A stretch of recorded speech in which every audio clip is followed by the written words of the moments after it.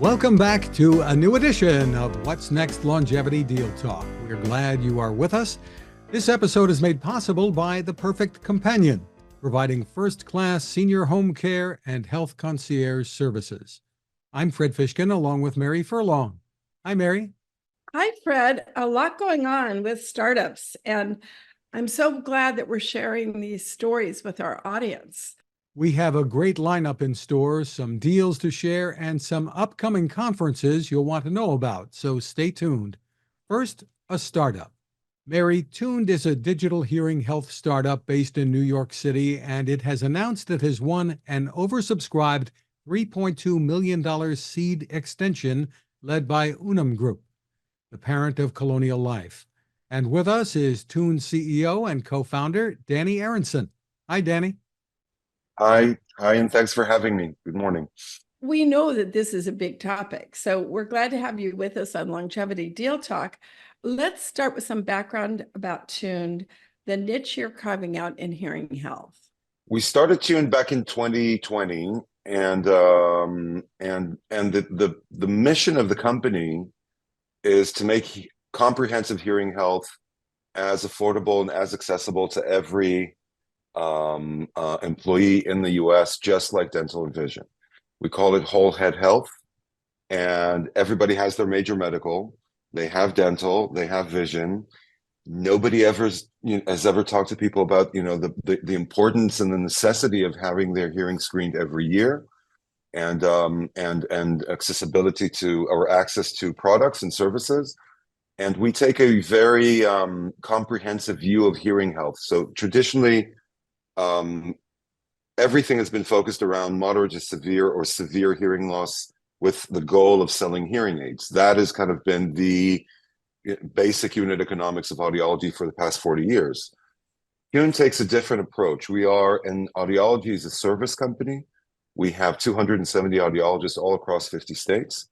And we offer a digital health platform that allows employers to offer employees the ability to do an online screening, an online consultation with an audiologist, and if there is a need for any type of device, and we can go into kind of how Tuned is looking very differently at that, that is also included within the program.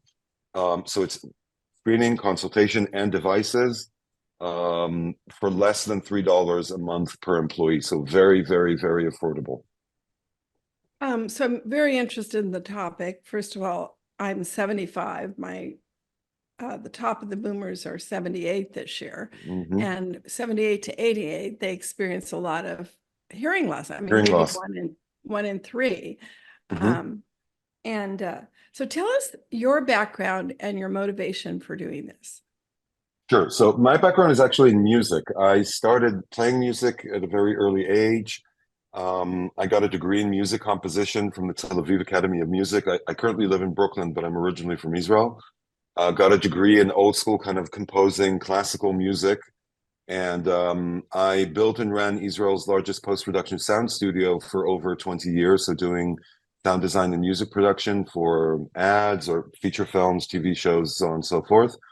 And I was also a tank commander in the Army. And like every vet I'm sure you've ever met, I have hearing loss and tinnitus, which is ringing in the ears. And started my journey around hearing care probably around 12 years ago.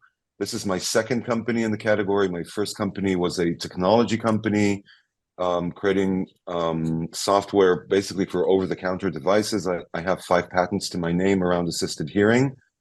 But in the end, we are looking to make or create change at scale in the way that people have access and an understanding of hearing loss and hearing care. But not just hearing loss, and again, severe hearing loss, which is hearing aids.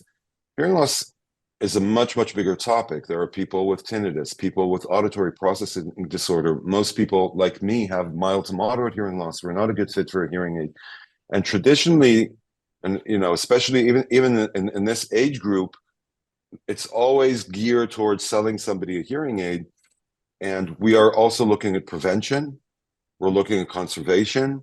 We're looking again at people with mild to moderate. Even people who are over 70 or 75 might not have severe hearing loss, mild to moderate. And there is a new category of over-the-counter hearing aids that was launched in October 2022 Incredible companies like Sony, Bose have created basically over-the-counter hearing aids that look like AirPods, look like earbuds. And they're very effective for people with mild to moderate hearing loss. And we offer those as part of the program, but there are also software solutions. So one of the things that kind of, when I say comprehensive hearing health, the company is focused on screenings and consultations. If we can prevent your hearing loss, because there's a lot of noise-induced hearing loss, then we will help you do that. If you're already in a position where you have mild to moderate hearing loss, there's a lot that we can do for you, which isn't traditional hearing aids. In the end, if you do need traditional hearing aids, our program offers what would basically cost you around $36 instead of the average $6,000, which is what hearing aids cost. And the reason we can do that is because we take out, just like very similar to what Mark Cuban is doing with PBMs, we are taking out all of these middlemen. And I can kind of walk you through the economics. Creating or manufacturing a very high-end, the most high-end hearing aid costs around $50. That's what it costs to make. Typically sold to the audiologist between $500 to $1,000. And then the audiologists mark it up because it's a bundled program, so it's their services and the product itself. And this is why hearing aids cost $6,000. Now, they don't cost $6,000, they cost a sixth of that. So Tuned is taking all of that out and just saying, if that's what you need, we'll get it for you, and it's part of the program, and it's paid for by your employer.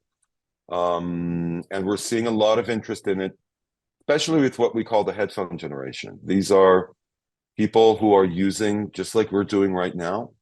You know, when I pitch this at benefits leaders or HR people or anybody in the category, I'm like, how many hours a day do you use headphones?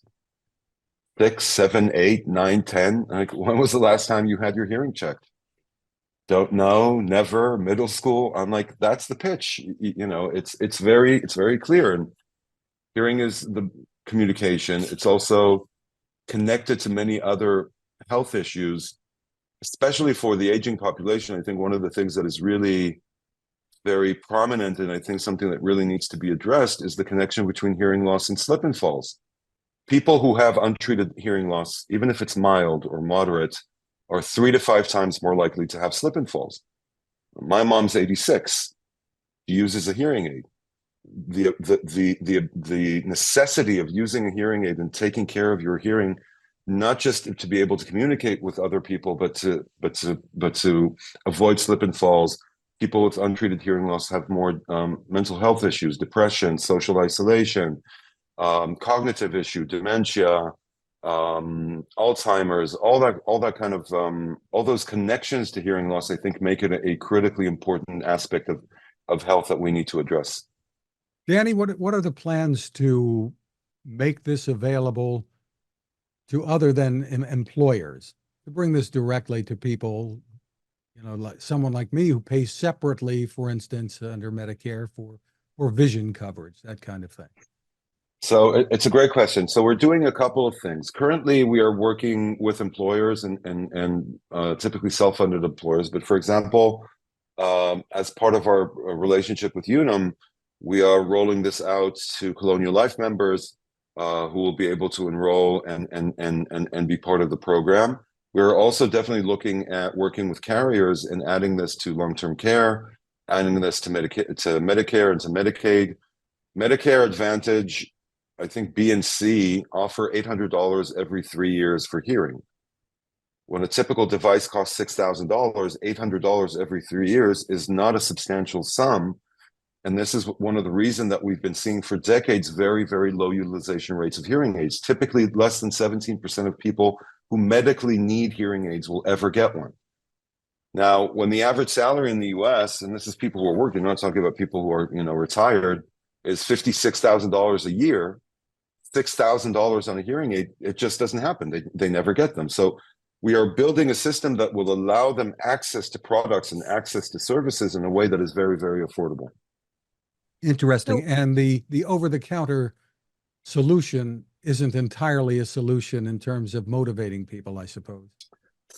The thing about there's a couple of challenges with the over-the-counter solution. A, it's very new.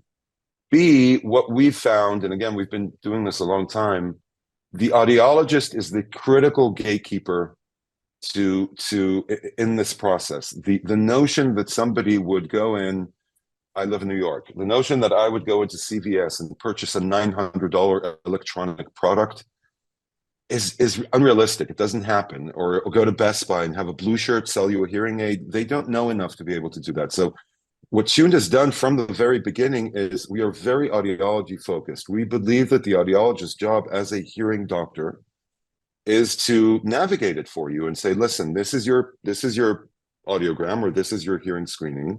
We've had a conversation based on my understanding of your hearing baseline, based on my understanding of your hearing needs, because everybody's hearing is different.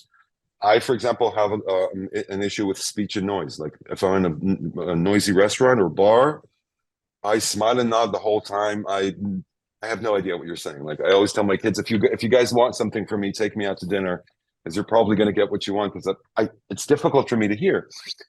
So if an audiologist comes to you and says, listen, I think a Lexi B2 product is good, it would be a great fit for you, or a new Hera product, or there are many other products, and that is coming from the audiologist who has screened you, discussed with you, explained to you what to expect from the product. The challenge, sorry, for many of these manufacturers is that they have very, very, very high return rates. In this category, it's typically between 30 to 50% return the product. What Tune does is, because you're working with an audiologist, the return rates are much lower because you have the correct expectation. And in the end, the audiologist's motivations are aligned to you, because we pay our audiologists for their time. They don't get a commission on any type of sale device. Whereas in traditional audiology, it is all about moving units. At the end of the year, the question is, how many units did you sell? That's not my unit economics. Wow. So our audience wants to hear about how this funding round came together. This is Deal Talk. So give us the details. We were fortunate enough to be connected to Unum through one of our other investors, Distributed Ventures, John Ellis. I have to say that I think we broke some kind of record here, because typically CVCs and working with these types of organizations or at least I'm told takes a long time. You should expect at least 12 to 18 months. We closed the funding within 4 months, and we are rolling out the product to their population in a week. So it went very, very fast. I think there was a good understanding and passion on their end to want to offer this to their population, and the way Tuned is structured made a lot of sense to them, and will kind of, it's a strategic investment with an addition of kind of working together. Jim and Justin from the Unum team were absolutely amazing, and we basically went through it very, very fast, and they are great partners. So I want to drill down a little more on the deal. Colonial Penn services a lot of older adults, right? And I'm assuming Unum does too, right? Mm-hmm. So that was a good match.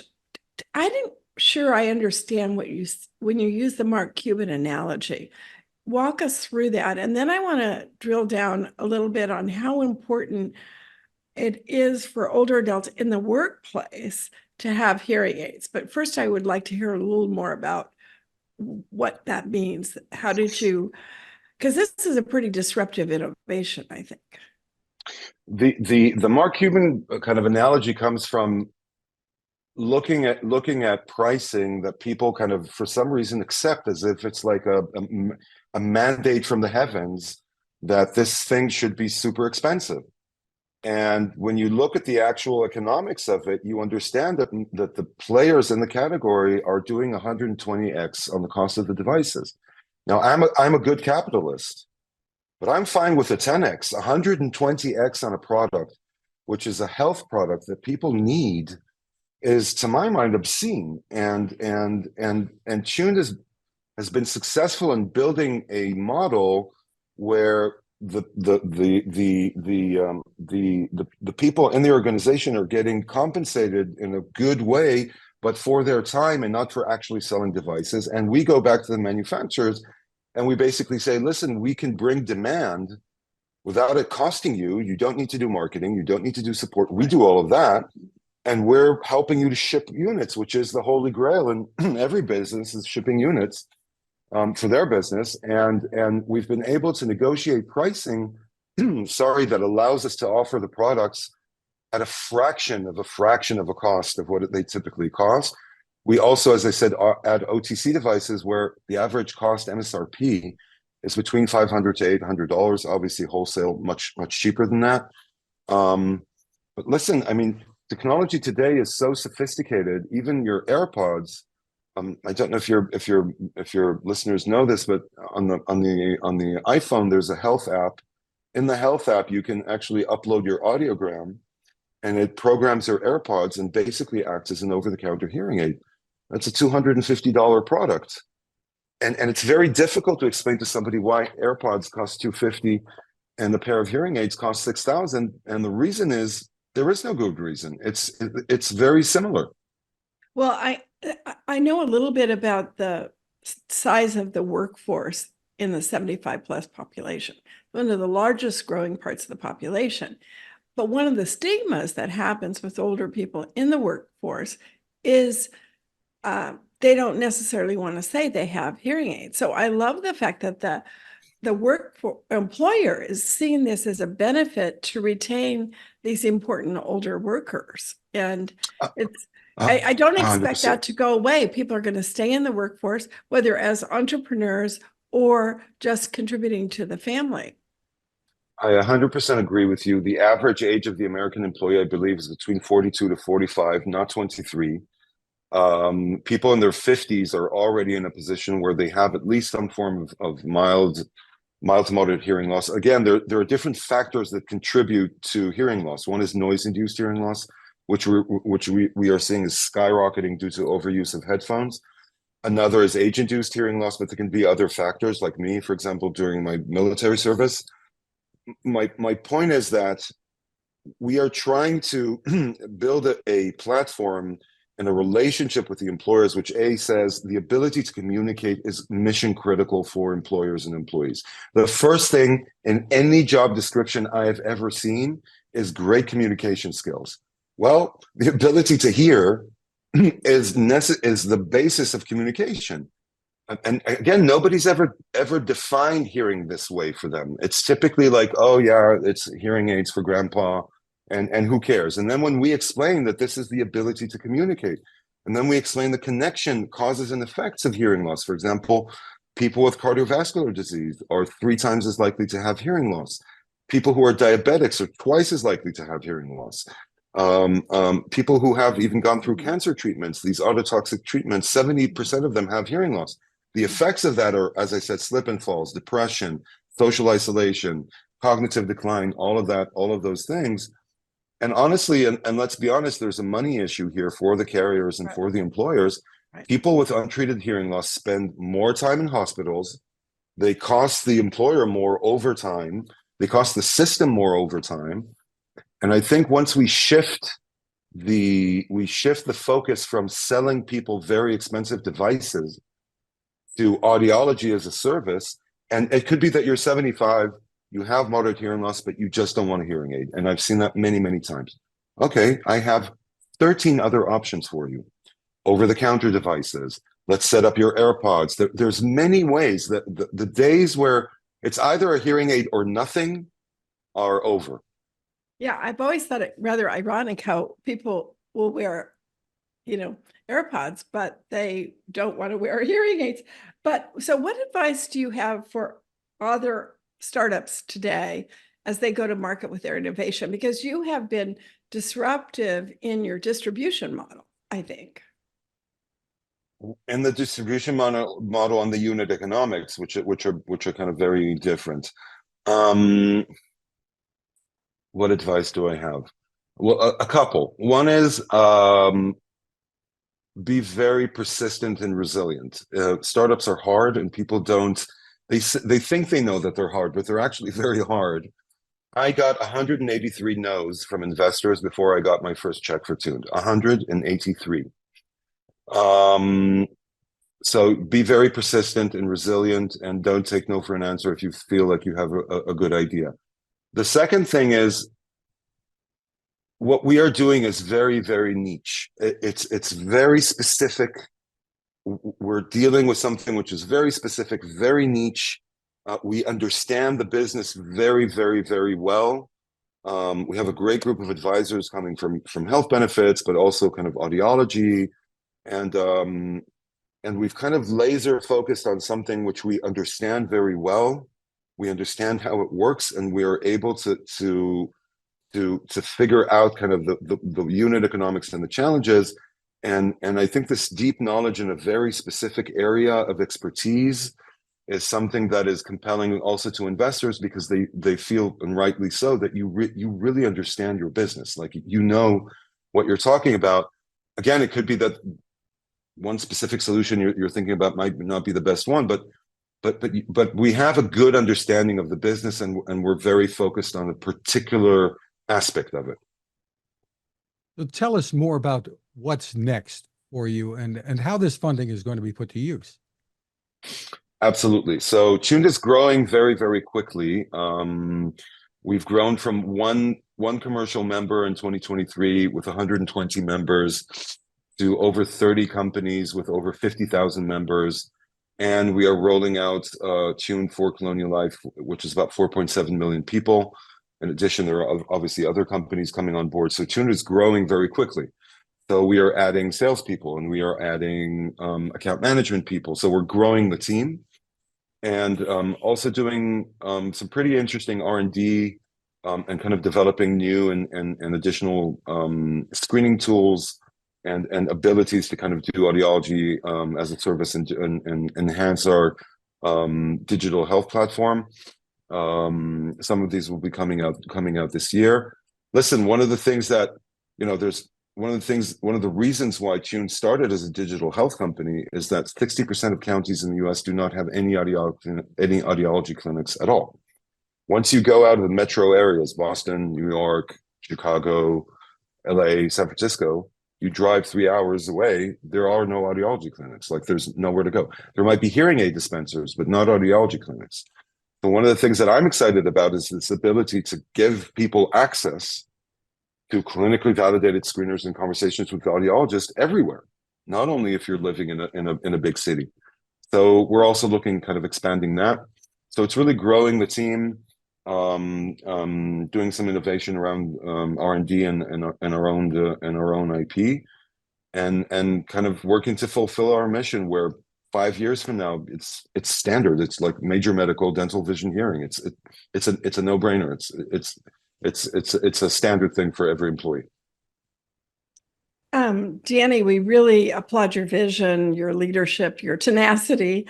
It does take calling on a lot of people to make things happen. Years ago, I keynoted the hearing aid conference, and I watched the consolidation in the industry, but this is so innovative. It's the right product at the right time with the right pricing. So we're glad to shine a light on that. And also congratulations to Unum and Colonial Penn for moving fast on the deal. So again, thank you for spending time with us, and congratulations.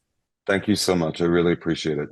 Mary, our next guests are from The Perfect Companion, President and co-founder Jon Siegel, and from the new expansion into Nashville, co-owner Ed Kelley. We are so happy to have you both with us. And I have a personal pride in this session because I think we provided the original introduction, and the news you have to share is very exciting. So Jon, tell our audience a little more about Perfect Companion and how you're growing and how you're part of the Inc. fastest growing companies. Well, I want to thank you for the introduction to Ed. He's a fantastic addition to our brand at The Perfect Companion. The Perfect Companion is a hospitality home care company. We try to reference ourselves as the Ritz-Carlton, ladies and gentlemen, caring for ladies and gentlemen. I started the company in 2008, did it out of my car till 2018, opened an office in 2018. And since 2018, we've had a 10x in terms of our growth. I'm a clinical psychotherapist by trade, a Medicare provider, 30 years plus, was a captain at Luke Air Force Base, ran the mental health clinic a long time ago. So the perfect companion really is a personalization of care type of home care. What we do is we match up the individual skill sets and personality of our caregivers with the individual needs and personality of our clients.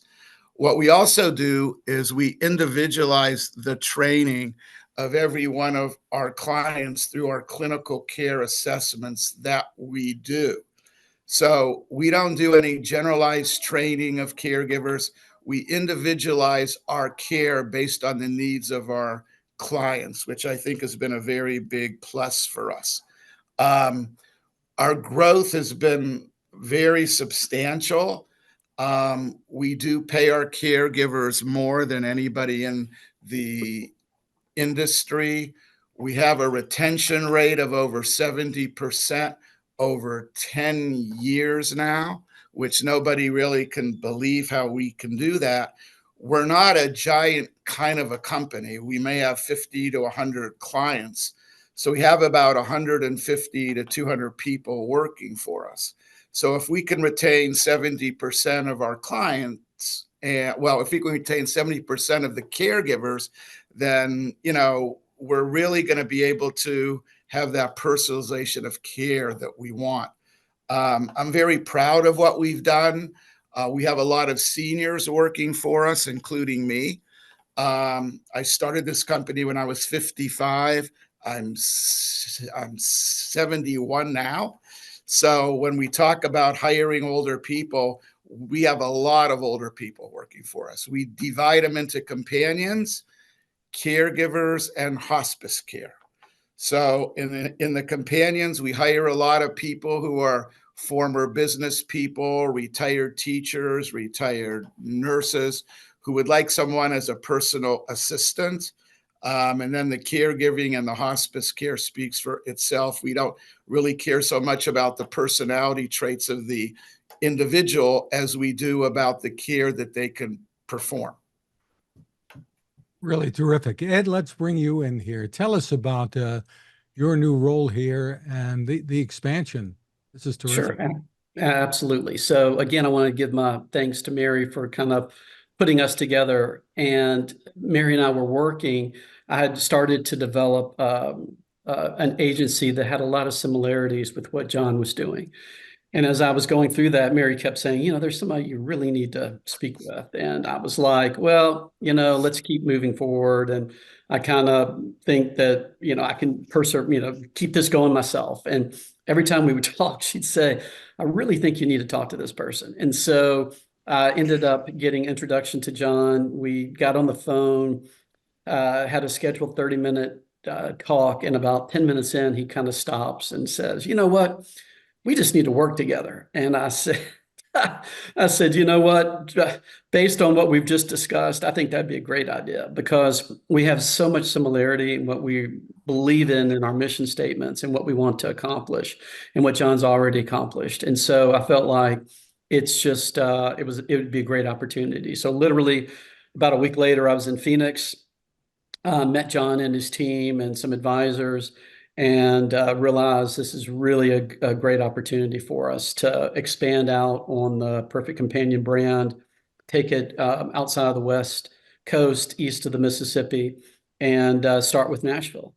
And so that's really what we've done. So we've decided to create a joint venture starting with Nashville, and where Jon and I are, you know, putting all the best things about what we want to do into this entity and rolling it out and hopefully growing into other areas here in the near future. But most importantly, just giving an elevated level of care to the seniors here in the Nashville market. I want you to talk a little bit about the demographics because I was blown away when I saw the demographics of the Nashville market. And you have had a long history in Nashville. Health is in Nashville. I didn't know how many healthcare executives live and retire in Nashville, but tell us a little bit about the demographics, and those are similar to the demographics that exist in Scottsdale and Phoenix area. But then also I'd like to know what were the alignments where this came together as almost a perfect fit? Sure. Well, let's start with just the healthcare aspect. So Nashville is the healthcare capital of the world, right? Every healthcare business that's worth their salt is based here, from hospital operators, surgery centers, physician practice management companies. So all of that is based here. So it's a fantastic city for healthcare. As far as the demographics go, the latest that we heard from the Convention Visitors Bureau was 120 people per day are moving to Nashville. So that is it's unbelievable growth, actually. And right now in what we say the Middle Tennessee market, which is encompassing 5 counties, just in general, MSA of Nashville, we've got about 2 million people. Of that, about 18%.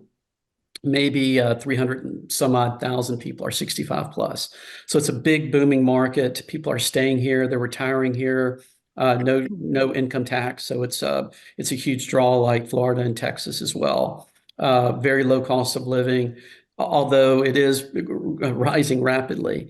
But it's a great market. And what I've noticed going out, and it kind of goes into your last question about the similarities between what Jon and I are doing, is I've got a personal experience with caregiving. I was a care manager of my parents for 20 plus years. So we had 5 agencies over that 20-year period, 3 at any given time, plus 2 full-time employees, just to manage the care of my mom 24 hours a day, 7 days a week. And that's not because she required so much care. She was just in a wheelchair. She broke her hip and couldn't recover because of osteoporosis. So you would think this would be very easy. But the fact of the matter is, we had to have 3 agencies because either A, the people that were coming into our house, we, for whatever reason, didn't necessarily want them there, or B, they just didn't show up. So the level of care that we were receiving, and again, think about that, 20 years of 24/7 in-home care. So my parents, definitely had the means, and they were very fortunate to do that. But this is what the basic market was giving us. And so during that time, I was in the financial technology business and always saying there has to be a better way.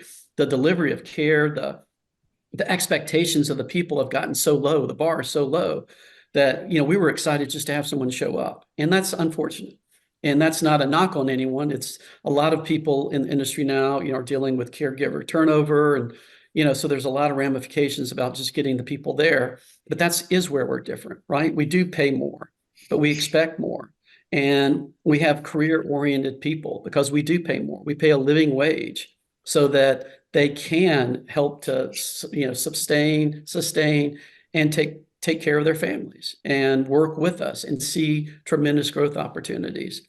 And in the level of care that Jon was providing when we went out there, I was like, you get it. I mean, you see where the model is broken now. People will jump for 15 cents or 50 cents or $1, and they just keep job skipping. But if you can pay them more for the amount of work that they do, they're going to have a tendency to stay a lot longer. And, when you really look at it, you get what you pay for with the perfect companion, right? I mean, at the end of the day, when people are paying housekeepers more than they're paying, care for their loved one, that to me is a major issue, and, these are people taking care of your loved ones. Do you want that to happen when it's our time on deck, right? I don't. I want to have someone who loves their job, who wants to be there. And so that's kind of what we're all about. But Jon sees that same, we're both mission minded. We're both very, very customer focused, but also employee focused, because just like happy wife, happy life, happy employees, great company, right?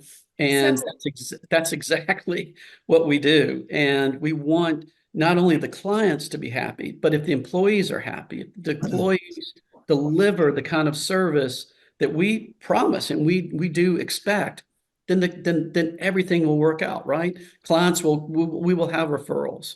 and people will continue to use us, and word of mouth will continue to do well. So I want to talk a little more about the match between the two of you. Jon, what did you see in Ed, and what did you see in Jon, and what were the alignments? Because now I think in this match, you got more than 1 + 1. You got 1 + 1 is 3. So, Jon, tell us, what did you see? It wasn't just a market, right? It wasn't just going into. I mean, I think at this stage of life for all of us, I want to be with someone who has a like-minded philosophical mindset. And when I met Ed, I mean, we talked the same language when it comes to people, to business, to social, to economics. We see things in ways that we think separates us out for a lot of other people in the senior care in the industry. So one of the things that I noticed about Ed is we're trying to complement what we do. We do things very, very well from a subjective standpoint. We can objectify things for sure, but we don't have, beside the Well Sky and the Clear Care platform, we don't have a lot of technology that everybody else wants to bring in all this fancy stuff. With Ed, he has a technology background, and I thought that would add a lot to what we're trying to do, because we want to add, especially for employee retention purposes, we just added a thing called the Perfect Coins, which we're partnering up with a company to provide us benefits for our employees through Perfect Coins they can earn if they clock in on time, if they take extra shifts, if they go above and beyond, they can earn bonus points through the coin. So things like that, really, I think Ed has that background to be able to implement some of those things. Getting back to Care Daily and understanding what they're doing, I see them as being to objectify a lot of the data that when we've been great about, and I think Ed will do a great job at this, is integrating the family into care. I can't express how important that's been for us. It's not just the client themselves. It's usually the adult female who tends to be the primary caretaker for her loved one. We've been able to develop their trust and to help them navigate the senior care industry, not only for us, but for home health care, for discharge planning services, for any care of any kind of senior care. So I think Ed brings a lot in terms of having that philosophical mindset that could take us to the next step. And I definitely think for me, and Jon, I appreciate that. The thing that really struck me first and foremost is just Jon as a person. Because that's extremely important to me, right? I'm 58 years old. This is my last rodeo. I want to have a successful rodeo, and I want to do it with someone that I enjoy. And we share just a very strong faith background, but we're very mission oriented. We're very, very, as I mentioned earlier, customer focused, employee focused, because if we can excel and exceed expectations on those two levels, we're going to have a great company. It's very hard to create a great company. Everybody says it, everybody wants to do it, but then they realize it takes effort, right? And it takes a lot. And Jon has done that. And I see that as well. And what we're trying to do here in Nashville is to just do it the right way. And it may take us a little bit longer. We may be a little bit more expensive, but in the end, it's way better.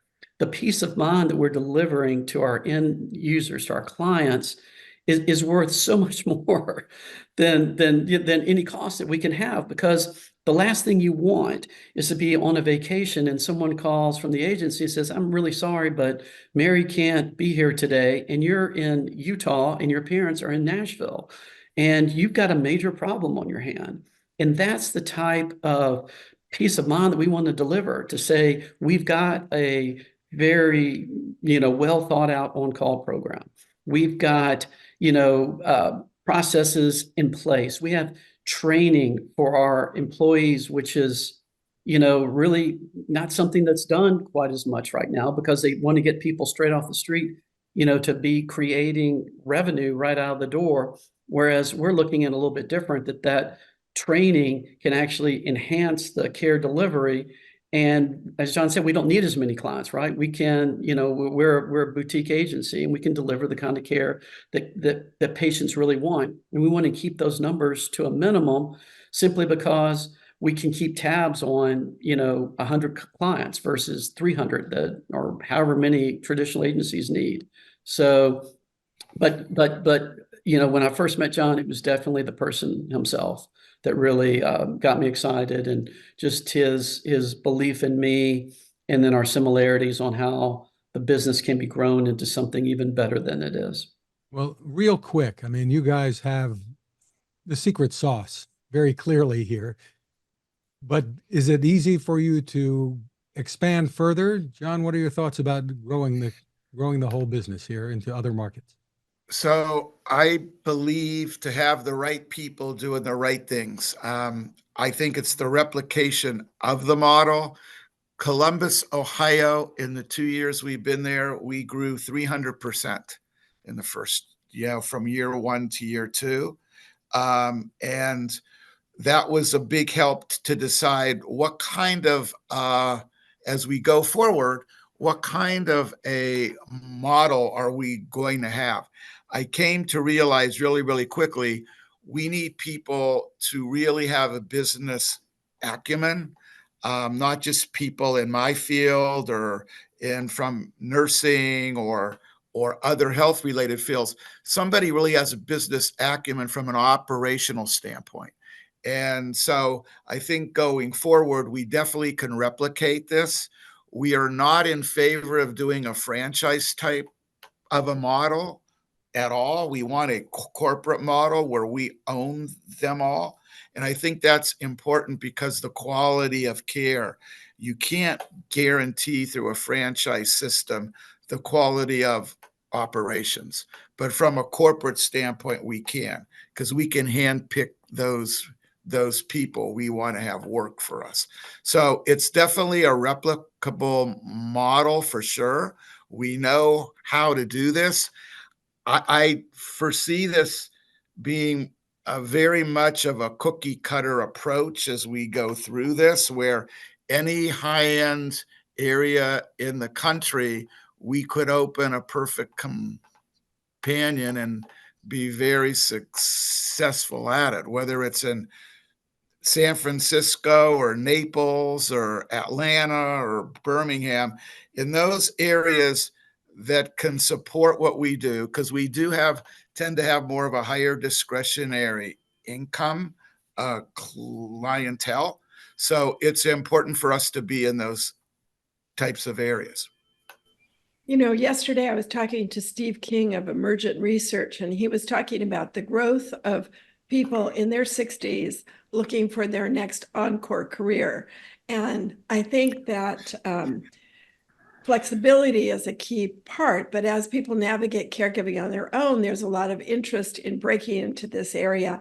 I think you have a really bright future ahead. So congratulations to both of you and your achievements and the deal. And we appreciate all you're doing for the families that you serve. And we want to watch your growth story in the future. Great. Thank you, Mary. Thank you, Fred. Mary, spring has arrived, and with it, a busy time for conferences. Coming up next week in San Francisco is the American Society on Aging's big event. Jeffrey Gray, CEO of the Memory Kit and founder of AgeTech Atlanta, is among those taking part. Hi, Jeffrey. Hello there. How are you today? Hi, Jeff. Gee, this has been a lot of momentum for you since we first met years ago. It's going to be a very busy agenda in San Francisco next week, and we're delighted to participate. So tell us about the AgeTech Atlanta and the ASA pitch competition. Yeah, well, this is, pardon me, this is our second year producing the AgeTech Challenge in partnership with ASA. And, noteworthy, besides the AgeTech Challenge this year, building on the momentum from 2023, ASA has created a whole new tech track called on tech and on aging. So that'll be in the exhibit hall and lots of speaking tracks. But we're really excited to have 11 fantastic startups competing for a $10,000 prize in the AgeTech Challenge. And, you know, we do this as equal parts pitch competition and education for the audience. So it really is an innovation showcase as much as the competition that we're having as well. We have a long history with ASA because we used to do Indeed. the Boomer Summit there, which evolved into our Longevity Venture Summit. But it's really an important ecosystem for startups to know how to work within the ASA structure and many opportunities for pilots. But tell us, what did you look for in selecting the 11 finalists, and who are your judges this year? Yeah, kind of do that almost in reverse order. So the judges this year, Sarah Thomason with AgeTech Capital and Ray Zhang with Primetime Partners will be returning. And we're also excited to have Hong Trong with Define Ventures joining us from the Bay Area. And you're the judge emeritus. We'll be splitting a tie if we have one. We had an intense screening process, got just about a few more applications than last year. Our panel is very diverse, so about 50-50 well-versed and somewhat experts in age tech, and others more generalist in other sectors, so we mixed it up. We screened, and we will also be judging on 3 criteria. One is sort of problem solution. Is the company really tackling a massive pain point that can be transformative within the sector, right? As sometimes people say, is this a vitamin pill or a cure for cancer? So what is this a massive problem? Number 2 is product market fit. Whether you're early on and are demonstrating through data or through track record, can you convince us that there's authentic demand for your solution?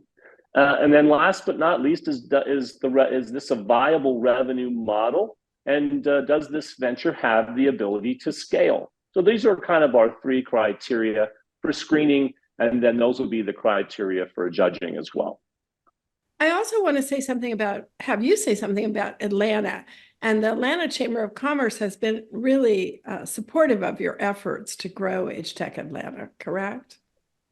Yes, as I told David and Eddie, they took a chance on us when we were just a dream. And ASA will be, or the Metro Atlanta Chamber will be at ASA. Eddie Lai, who runs AgeTech Life Sciences and Biotech for the Chamber, will be the MC for the pitch portion. So he'll be introducing all of the competitors. But they put wind in our sails when we just had the idea that Atlanta should try to become the Center for Excellence and Innovation in Age Tech, and we're very grateful for their support. Today, we just heard about Phoenix and Scottsdale and then Nashville and now Atlanta. And so you see these centers of innovation happening and a lot more participation in Age Tech everywhere you look, correct? Yeah, I think one of the it's not a secret, but sort of only those of us that work day to day at AgeTech Atlanta know, we probably have as many companies and innovators and influencers in the sector participating in our ecosystem that are from outside of Atlanta as in. And so we are working with, we are, locally grown, but with global reach. And so I think there's something attractive to Atlanta and other regions that are digging in and growing, because it gives the entrepreneurs the opportunity to really come in and find pilot partners and strategic capital and other things. So we're excited about what's going on in Atlanta, but also all the communities that are springing up around the country. Well, it does sound like it's going to be a great event at ASA, with the winner receiving, I don't know that we mentioned, the winner receives $10,000. That's pretty nice. And while we are talking about winners, we are joined by Virginie Raphael, founder and managing partner of Full Circle, who won the inaugural John Hopper Impact Award presented by Ziegler and Mary Furlong Associates. Hi, Virginie. Hi, thanks for having me. Great to see you again, Virginie, and congratulations on the award. and the work you're doing with investing and advising. That was a very prestigious award. You could hear a pin drop in the room when it was announced. And now nominations are open through April 18th for the next Jon Hopper Award, which will be presented at our Longevity Venture Summit in June at the Fairmont Hotel on June 11th and 12th. Maybe you can tell our audience what winning the award meant to you and what has happened in terms of your work with Ziegler and what mentoring you received. Yes, absolutely. Happy to. So it was a very humbling moment. Very proud to have received this inaugural reward. I set out on my own entrepreneurial journey in the middle of the pandemic, and Full Circle launched in the middle of 2021 with the goal of investing in companies that can create a more equitable workforce. So the first part of that, of course, is to help people get into jobs that they otherwise wouldn't have. But the second piece, which is equally important, is once they do get to those jobs, prevent them from falling out the workforce because they don't have the support necessary for caregiving or healthcare in general. So that's obviously a huge piece of the work that you all do as well, and was tremendously meaningful from that standpoint. It's a lonely journey. I operate as a solo manager, and the fact that one of my founders would have nominated for the award is tremendously rewarding, as you might imagine. I didn't know Jon personally, but I knew how much he meant to that particular founder. And when you do a job where you don't often know the results of it for many, many years after that, and there's not a lot of indication along the way as to whether you're being successful or not, having the recognition of your peers and the founders with whom you're lucky to work day in and day out is tremendously meaningful and valuable. In terms of the mentorship, which has been wonderful, I've been working with Scott over at Ziegler, and it has evolved into a beautiful relationship. It's almost a little bit of a peer mentoring situation now. I've had to scale the fund and the operations, and it was quite validating to hear from Scott that he's still facing very much of the same challenges, albeit at the helm of a much bigger organization now. So it's been great to have someone by my side to think through things both at the strategic level and the very nitty-gritty of operationally, how can we all scale our work in a meaningful way. Well, we knew Jon well, and we saw the work he did on boards, and the Jon Hopper Impact Award is named for a true innovator, a leading investor, and a great friend. And having you as our first winner was really special. And so we want those who are listening to our podcast, who think of themselves as leaders who would like that kind of mentoring, do apply for the Hopper Award for 2024. About the nominations, this recognizes an exceptional entrepreneur or first-time fund manager focused on improving the independence, quality, and cost of care for the aging population. You can learn more and find the application form, pay attention, on our site, boomerventuresummit.com. While you're there, sign up for the summit. Mary, the agenda is shaping up to be really another strong one. Yes, I think we're up to 20 investors, seed, angel, corporate, social impact. And we are really looking forward to our 21st conference, 21st Longevity Venture Summit. We have Guy Kawasaki, who was one of my investors and is a great thought leader in the field. And he has a great new book called Think Remarkable, 9 Paths to Transform Your Life and Make a Difference. Some of you might have known Guy's earlier book, Selling Your Dream. And we have much more information on the website. It changes every day. We hope many of you in the audience will join us. Remember, the discount code is FOM20, Friend of Mary 20. So try to get your tickets before we sell out. And this takes place the 11th and 12th of June in San Francisco. And Mary, we also want to mention one other conference, the CABHI Summit, a global virtual event. It's coming up on March 26th, very soon. Yes, I think I should be a twin because we're also co-producing the CABHI Summit. The work that CABHI does in Canada and around the world on brain health and innovation is so important. It's the Center for Aging and Brain Health Innovation. The summit is virtual and you shouldn't miss it. I think if you mentioned FOM, Friend of Mary, you get a 50% discount on your exhibit. And I recommend you all get exhibits in. So Fred, you could share more information about the site. Sure. I mean, I tried the FOM at the supermarket. It didn't work, but it was worth a try. So the site again is cabhi.com, cabhi.com/summit. Mary, we really packed a lot in today. Yes. There are deals happening all over, and we love doing this podcast on Longevity Deal Talk. And we also want to thank our sponsor for this edition again, The Perfect Companion, providing first-class senior home care and health concierge services. Thank you once again for joining us. You can find more and the What's Next Living Longer, Better, Smarter podcast at maryfurlong.com/podcasts.